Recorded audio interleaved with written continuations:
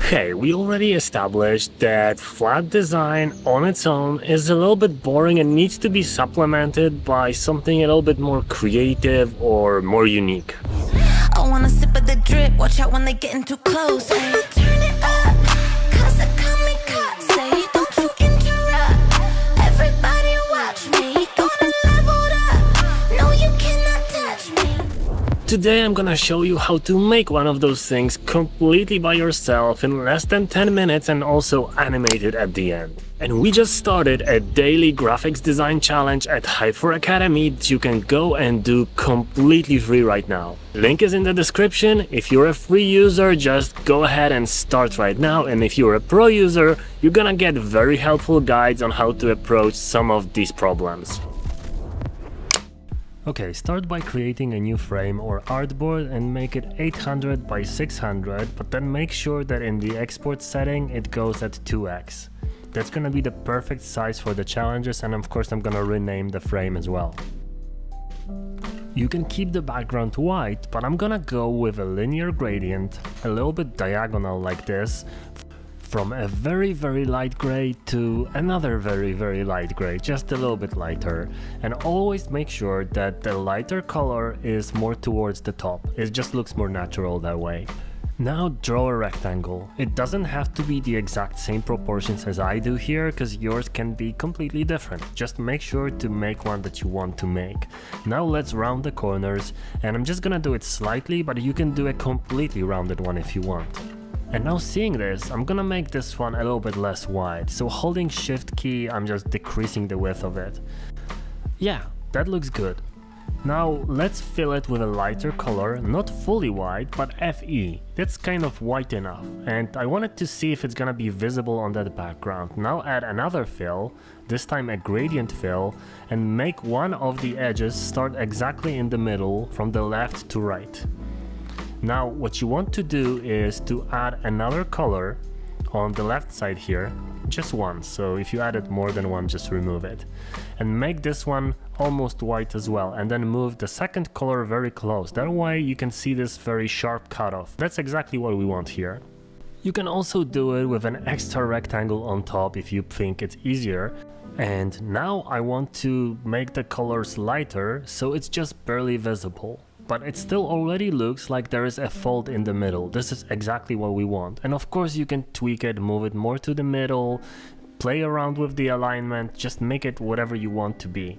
Now I duplicated that rectangle and selected the one that's below.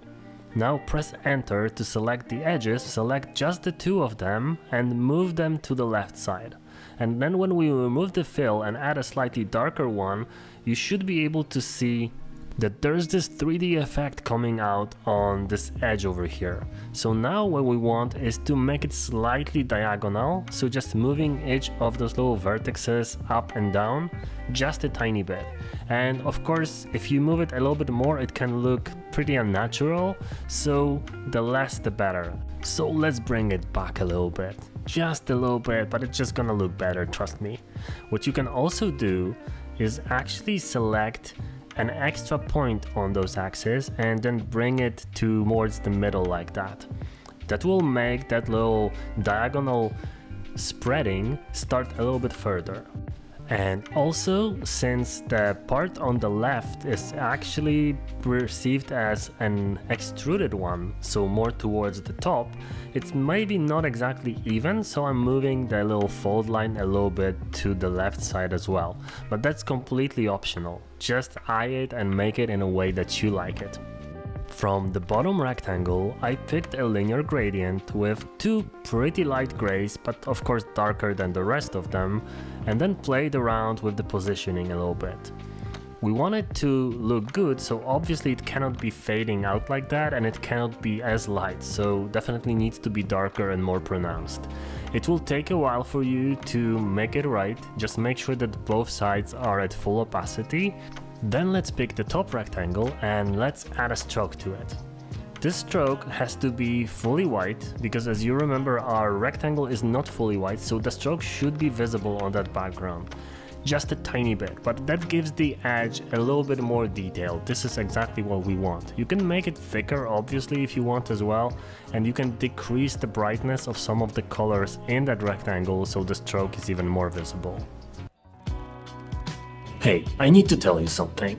I have helped thousands of people get a job in the industry last year alone, and there is one thing 99% of them have in common. They all used my books and courses to get my no-nonsense approach and just the important stuff about what you want to learn and in what order. You can find a 25% off promo code on all my books and courses available in the description of this video, or you can subscribe to our platform at just $5 a month and get access to an AI bot that gives you feedback, guided challenges, exclusive materials, and if you subscribe you also get a 30% discount on all the paid courses, so it's practically a no-brainer. By supporting us, not only you become a super designer like many people have already, but also you can help us grow and make even better things for you. How cool is that? Now let's add a highlight. So I'm creating a new rectangle here at the top, changing the color to completely white and rounding the corners to the maximum value. Now go to Effects and then go to Layer Blur and pick a pretty heavy blur. Something above 20 will be a very heavy one in this case, so should be fine. And now I duplicated this whole rectangle and made a copy of it more towards the other edge. It's barely visible, but it actually adds that little 3D highlight on the top and the left side, and this is exactly what we wanted.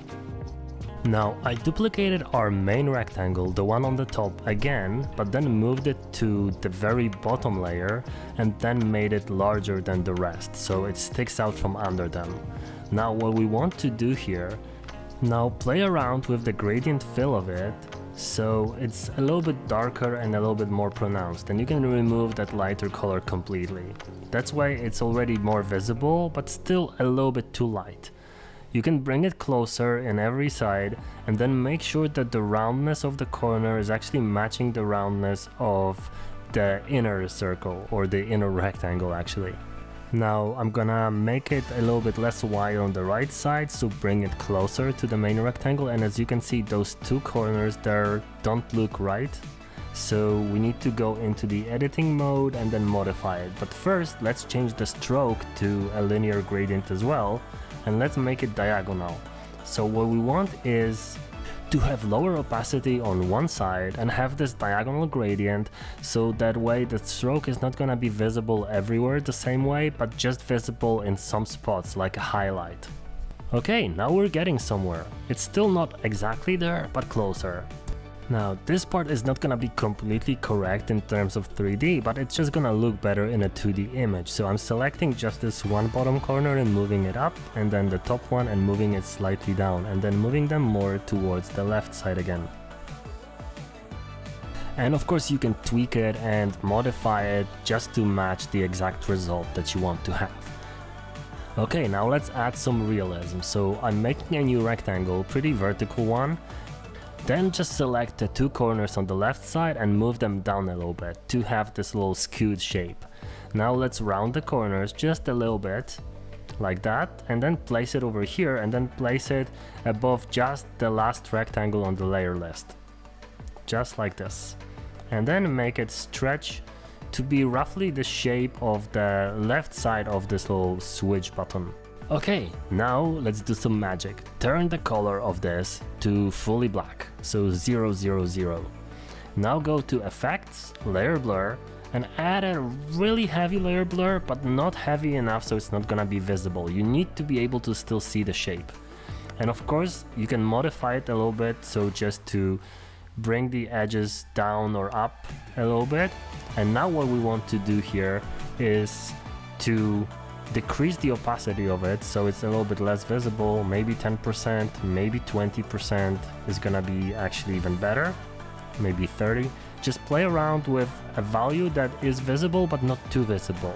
We want a pretty natural soft shadow here, but it doesn't look completely right yet. So select this shape again and select just the bottom corner and then round it a little bit more to maybe 30 or 40 points. And now it's looking a lot more natural because it matches the curvature of the button itself. Now looking at it, I'm still seeing that the roundness of the edges of the background on the right side isn't perfect, so I modified it to be more rounded and better match the roundness of the actual switch. And of course you can move this background around a little bit, make sure that it's similar space from every side, and it's starting to look really good. By the way, if you want me to do more tutorials like that, let me know in the comments and make sure that you're subscribed to the channel. I want to share more quality and creative techniques with you this year. Now I'm gonna speed this part up because you can pick your own icons here, or you can just type on and off. Just make sure that there is a little bit of perspective, so the raised side of the switch should have a slightly larger and more distorted icon. But I believe you should be able to figure this out. Okay, now let's animate this. So what you need is to duplicate this entire button artboard, but first let's select everything but the icons and group it. That way you will be able to easily make the second option. Okay, now that we have the group, let's duplicate the artboard, and now what we want to do is select that group, right click and flip horizontal.